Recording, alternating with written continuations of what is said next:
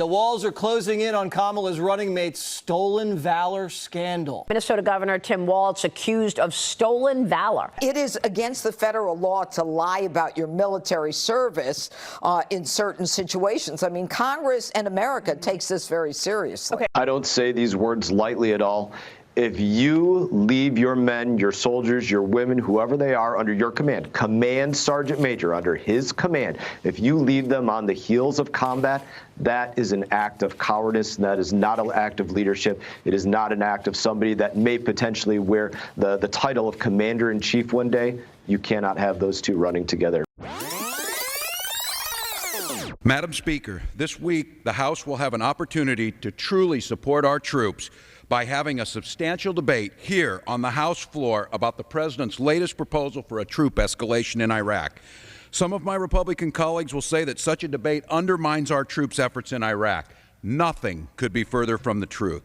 How can this Congress stand on the sidelines when the President has been told by his generals, by an independent commission created by the old Republican Congress, by the American people, and by both Democrats and Republicans in the new Congress that this plan will not work? How can this Congress stand on the sidelines while our troops continue to serve as referees in a situation that our own intelligence agencies say is worse than a civil war?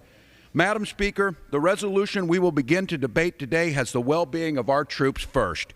First and foremost, we support them. We support them by saying enough is enough with the bad planning. The President should not send more troops to Iraq for the simple reason that it will not make any difference on a deteriorating situation on the ground. I yield back my time. Madam Speaker, the conference agreement reached between the House and the Senate on the Iraq Accountability Bill provides more funding than the President has asked for our troops, more for our veterans, while forging a new direction in Iraq. This bill will hold the President accountable for meeting his own military readiness standards. The Iraqi government will also be held accountable for the first time for meeting political, economic, and security benchmarks that the administration themselves has set. This Congress must pass this legislation because our troops have performed magnificently. The administration has failed. They have failed to hold the Iraqis accountable. President Bush criticizes our timelines, while both Secretary Gates and General Petraeus admit there is no military solution, and Secretary Gates even called the timelines in the bill constructive and helpful in pushing the Iraqis to a solution. Madam Speaker, this Congress has a constitutional responsibility to be accountable for war to the American public. The President will have the opportunity to sign this bill on the 4th-year anniversary of his declaration of mission accomplished. I and the vast majority of the American people urge him to do so. I yield back. Today will begin a long overdue debate about the President's troop escalation plans and the Iraq war in general. I spoke earlier this morning and I had the opportunity to address some of the conflict between the testimony of experts and this administration's wishful thinking in regard to the escalation. What is said here on the floor of Congress, what is said by our experts, and what is said by the administration matters. It matters because our troops will be asked to fulfill the mission that comes out of these discussions. Our debate on this resolution is about far more than expressing our disapproval for the President. We offer this debate in the hopes that it will shape the mission that our soldiers are asked to carry out, one that is based on facts and reality, not blind ideology. I retired from the Army National Guard in the spring of 2005, and the unit I served with is now in Iraq. Many of these soldiers were kids that I taught in my high school classroom, that I coached on our football team. They joined my Guard unit and I trained them. We deployed together in support of Operation Enduring Freedom, and now they're deployed again to Iraq. As a 24-year veteran of the Army National Guard, I know that our soldiers are trained to fulfill the mission they are given. But having a mission that is achievable is the key to any military success. The previous Republican Congress failed to hold the administration accountable for providing a mission that could succeed, and in doing so, they failed to support our troops.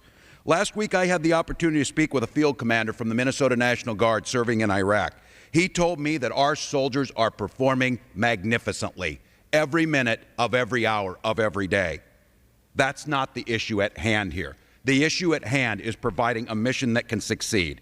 Mr. Speaker, when we recess for our district work period next week, I will go home and look into the eyes of the families of these soldiers. These are the same families and the men and women who learned on cable television that they would be extended in their tour of duty. These are the same men and women who will face financial loss because many of them had planned to return to their jobs after an 18-month deployment to work in agriculture and construction businesses, and now they will be delayed in their return. They'll miss the critical season. They have been deployed for 2.5 of the last 4 years. Mr. Speaker, we can and must do better by our soldiers. The resolution we will debate today and that I am in support of is meant as a first step to giving them an achievable mission and a chance to return. Our soldiers are trained to fulfill their mission without question. We as civilian leaders have a duty to question it on their behalf. For the past 4 years, this Republican-led Congress has failed in their duty. This resolution is about this Congress standing up and saying we will achieve our duty to the same level of excellence that our soldiers have. I yield back my time. I'd just like to comment, if I could, just a little bit across the spectrum here as we're trying to get a handle on this. And I would mention that, and this was early in this conflict, in 2003, 2004, when my unit returned from being deployed, and part of the soldiers in the unit were combat-related that were in that group that came back to the out-processing station, and some were not, but we were all grouped together for that. And I think Dr. Bray brought up a good point. You don't check the box to stay as a medical hold. That's a given, and it was very difficult even with physical injuries to get people to do that. So that's something that we're working on here and we brought up many times. But I think on the psychological part and bringing up what Dr. Rosenberg was talking about, the idea of parity and where it's at, we had extensive physical screenings when we came back. What we got was a 20-minute talk from the chaplain, and they showed us the horse whisperer. That was it. That was the out-processing. And I'm not sure. Some of my soldiers were saying, Sergeant Major, what's the moral of the story? Don't beat the horse, or what is the moral of the story that's going here? And that was it. And the idea that there was any type of integration, any type of diagnostic screening that was based on research was not there. And I would also have to say, our ranking member started out with something that in my experience I never saw, and I take some, I guess, exception to, that soldiers are using the crutch of PTSD to show that they're having bad behavior.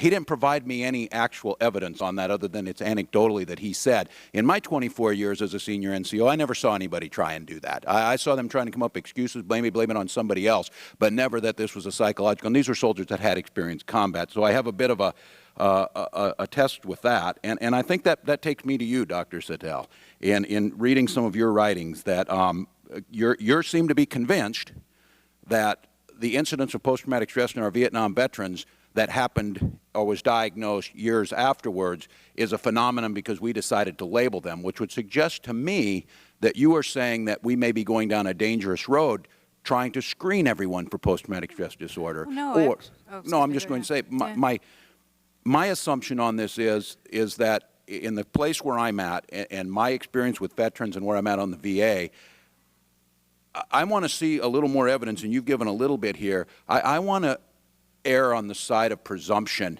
that we have some issues here that need to be dealt with. I want to err on the side of the clinical diagnostic tests and the proven research to show that's going to work. Now, the reason I say that is because I'm just looking at your bio that seems to tell me, one, your most recent book, How Political Correctness is Corrupting Medicine, which might suggest that we're going to go down a political correctness road, that every soldier coming back is damaged by this war and should be treated. Or the other one,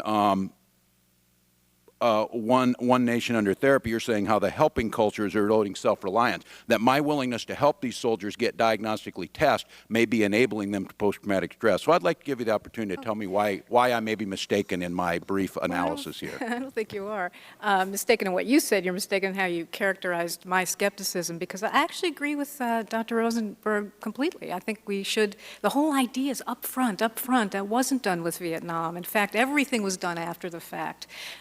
Even the research sometimes is hard to extrapolate from our Vietnam veteran research to this current group because they didn't start coming forward to the VA for over 10 years. And by then, you're dealing with an accumulation of so many problems, people who never regained their civilian footing and then just got further and further off track, and then the drugs, and then the unemployment, and the domestic violence, and you had such a complicated amalgam of things to tease apart. That's why upfront is key, and I very much agree with him about the screening, and then you hone in on the people who are the red flags, and one hopes they'll be the minority. And then when you have the red flag folks and you find out what's going on, and some truly will have real pathology, real clinical, then the approach there is, all right, some fraction of you probably won't ever really regain your functioning, but But that will be a small group, and with the rest of you, we're going to work to get you back. We've all seen this show before, Mr. Chairman. Let's not insult the intelligence of the American public. When we had an Employee Free Choice Act, the other side argued, we only want to protect the secret ballot. Now it's, no, we want to protect the ability to let you vote on a secret ballot, but only when we decide that time has come. We've seen this song and dance in Ohio. We've seen it in Wisconsin. Let's just be honest that we have a fundamental difference about labor rights and the ability to collectively bargain. We probably are not going to agree on that, but let's find some bipartisan ground where we can agree. I think my amendment is the one that'll do that. It's very straightforward. It simply prevents this piece of legislation, H.R. 3094, from applying to businesses that have been cited for violations of labor laws against employees who are veterans in the previous year. It simply is very simple. These are not the vast majority of employers who are playing by the rules. This is those that have had egregious violations specifically against veterans, and this will help us protect those. I wholeheartedly agree we've got a lot of good, strong employers out there supporting our Guard Reserve, but labor laws are still being violated. We need these laws. Last year, 3,000 cases of employers who violated the Uniform Service Employment and Reemployment Rights Act, USERRA, the main federal law that protects veterans. My amendment provides a means for Congress to enforce veteran-related labor laws by removing the ability for violators to present unnecessary barriers to a free and expeditious union election process. Keep in mind, these are the very people who fought to protect the basic American right to organize collectively for a safe workplace. But yet when they come home, we're going to throw barriers in their way, even by companies that have already violated veterans' employment rights at a time when we have high unemployment among veterans. This is one that we can come together. By the way, 2 million veterans are in labor unions of their choice now. So this isn't a small number. This is a large number. Why would Congress hinder the ability for a veteran to choose whether or not they want representation? It's what they fought for. While my colleagues and I can debate the role of government in collectively bargaining, I don't believe there should be any difference in where we believe that this should not apply to violators of veterans' employment rights and allow them to make the choice. I reserve the balance of my time. Thank you, Mr. Speaker, and I thank the gentleman from California for his unwavering work for the care of our veterans, and to the chairman, as it's been so often, at a time when partisanship seems to win the day or be on the news, I can assure you that the care of our nation's veterans knows no political boundaries, and the work that's been done should be noted. I also want to thank the gentleman from Iowa for bringing this bill forward. Like everything in life, there's a symmetry to things, and I think the story of how we got to this point might be well spoken or told. The gentleman represents the 3rd District of Iowa, the new one, but back in 2006, there was a young Army reservist named Joshua Omvig, grew up in a small community in Iowa, literally down the road from where they filmed Field of Dreams. He returned from Iraq a week before Thanksgiving in 2006 and joined his family at that most American of all holidays to be back together. And that evening of Thanksgiving, Joshua took his own life in front of his mother. The crushing loss of a son of the Midwest was overwhelming. But the Omvigs did something that Americans do and something that this nation has always done. They turned their grief into action. They went to their congressman at that time in the old 3rd District, Lieutenant Colonel Leonard Boswell, himself a decorated Vietnam veteran and helicopter pilot, and they put together what then became the Joshua Omvig Suicide Prevention Act. This was back in 2007 when nobody was talking about 20 veterans a day and no one was talking about mental health and no one was talking much about transition. We were in the heart of the Iraq War. We were in Afghanistan, and our veterans were coming back, and rightfully noted, we were unprepared for them. So this piece of legislation, there's a couple sections in here that are very clear, and what Mr. Young's legislation does exactly what it should do and what this Congress should do, provide oversight and improve on legislation. 1720F said that the VA would establish 24-hour mental health care. In carrying out the comprehensive program, the Secretary shall provide for mental health care availability to veterans on a 24-hour basis. It would establish a hotline to carry this out, and the Secretary would provide a toll-free hotline for veterans to be staffed by appropriately trained mental health professionals. And for those who don't think that that was needed, since that time, 2.5 million calls have been made to that hotline, 300,000 online chats, and 55,000 texts. When someone calls that line, they are at a breaking point. One of our warriors is at a point where they had nowhere else to turn. And the intent of this Congress and this nation, not Democrat, not Republican, was provide them the resources and the trained personnel necessary. And what was noted in a GA report, what Mr. Young has noted, and what this committee has noted, that the VA was not fulfilling fully what they should have. If one veteran falls through the cracks, we have failed. I don't care if 2.5 million were picked up. If 2.5 million plus one, and that last one was not picked up, we have failed. Mr. Young's piece of legislation is simple, eloquent, ask the VA to do what they're supposed to do, and then do what should be expected, report back to Congress so we can provide our oversight ability. So I want to thank both the chairman and the ranking member and this committee for doing exactly what we're supposed to do. We're supposed to make sure that the VA fulfills the commitment that the United States and its citizens want to care for every single veteran that's out there. This was a smart piece of legislation. It was championed by the parents of a warrior who took his own life. And keep in mind, when this was championed, we did not even bury our veterans who took their own life with military honors, because it was still something we didn't talk about. It was believed they weren't casualties of war. In the 10 years since that time, we have made strides. We have made progress, and we understand that the cost of war continues on. And so, Mr. Young, I want to thank you for continuing the legacy that comes out of Iowa, the deep care for those that serve in our heartland, continuing the bipartisan legacy of the 3rd District of Iowa to improve on a really smart, needed piece of legislation. I encourage my colleagues to support this, and I encourage, Mr. Speaker, this body to continue to find ways to solve problems, work together, and show that when it comes to unity around our veterans, there is not an inch of daylight between the two sides of this body. With that, I yield back the remainder of my time. I, too, rise in strong support of Senate 544 to eliminate the sunset on the Veterans Choice Program. This bill will basically allow the Department of Veterans Affairs to continue spending previously appropriated resources in the Veterans Choice Program to provide direct and timely patient care to veterans.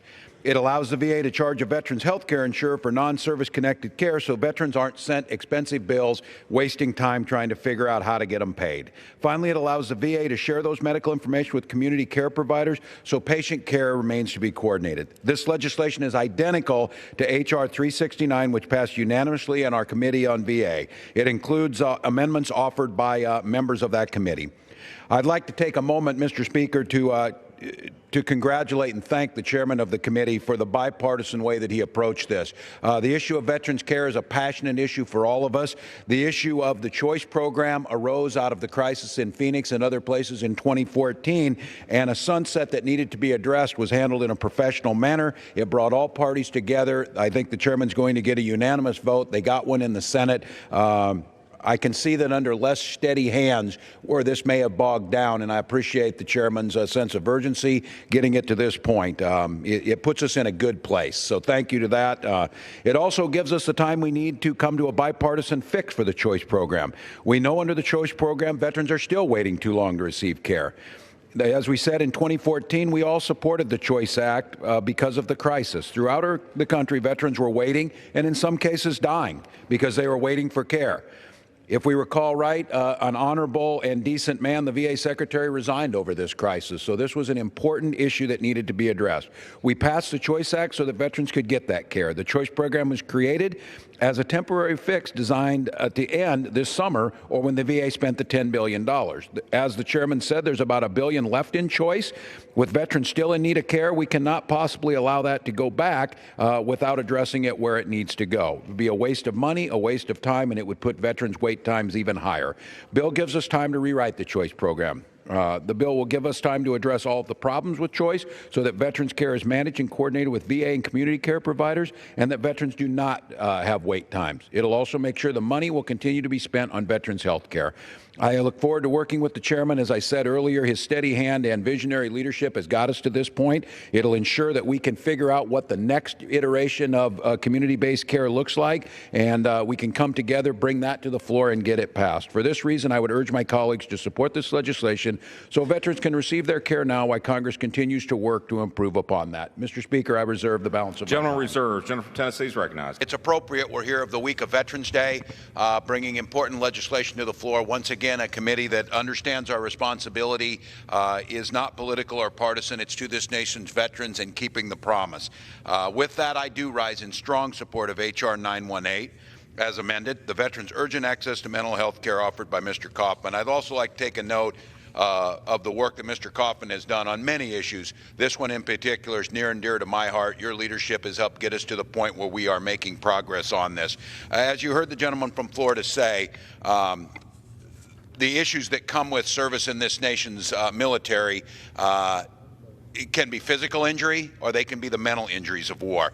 We also understand that with that comes changes in behavior, and there's reasons that people are removed from service, and I am incredibly proud of what this committee has taken this issue head on, of those who are removed because of issues that they started to acquire from their service in uniform.